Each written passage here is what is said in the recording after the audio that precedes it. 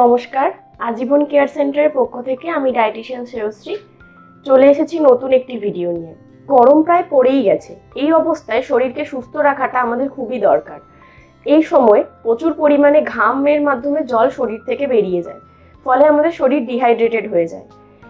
এই গরমকালে কিছু পানীয়র খাওয়ার মাধ্যমে আমরা আমাদের শরীরকে হাইড্রেটেড রাখতে পারি এবং শরীরকে সুস্থ রাখতে পারি। আজকে সেই সমস্ত পানীয়র ব্যাপারেই আলোচনা করব। চলুন তাহলে শুরু করা যাক। 1 নম্বরে আমরা বলতে পারি দইয়ের লস্যি। এটি খুবই উপকারী একটি জিনিস।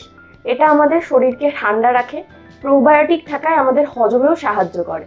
2 নম্বর কাঁচা আমের শরবত। এটি ভিটামিন সি সমৃদ্ধ, শরীরকে ঠান্ডা রাখে, ডিহাইড্রেশন দূর করে। 3 নম্বরে আমরা বলতে পারি নুন, চিনি, লেবুর জল।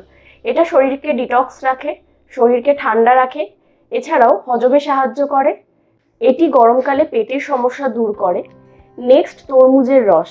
এটি শরীরকে হাইড্রেট রাখে, এটি অ্যান্টিঅক্সিডেন্টে ভরপুর। নেক্সট, ডাবের জল। এটি ত্বকের স্বাস্থ্য ভালো রাখে, এটি প্রাকৃতিক ইলেকট্রোলাইট সরবরাহ করে। এছাড়াও গরমকালে ক্লান্ত হয়ে পড়াটা খুবই স্বাভাবিক একটা ব্যাপার, সেক্ষেত্রে ডাবের জল দ্রুত এনার্জি ফেরাতে সাহায্য করে। এছাড়া বেলের শরবতও আমাদের শরীরকে গরমকালে ঠান্ডা রাখতে সাহায্য করে। সুতরাং আমরা বলতে পারি এই ধরনের পানীয়গুলো যদি আমরা গরমকালে আমাদের খাদ্য তালিকায় ইনক্লুড করি, তাহলে আমাদের শরীর সুস্থ থাকবে, শরীরে ডিহাইড্রেটেড হওয়ার সম্ভাবনা থাকবে না। আজকে এই পর্যন্তই, দেখা হবে পরবর্তী কোনো নতুন ভিডিওতে।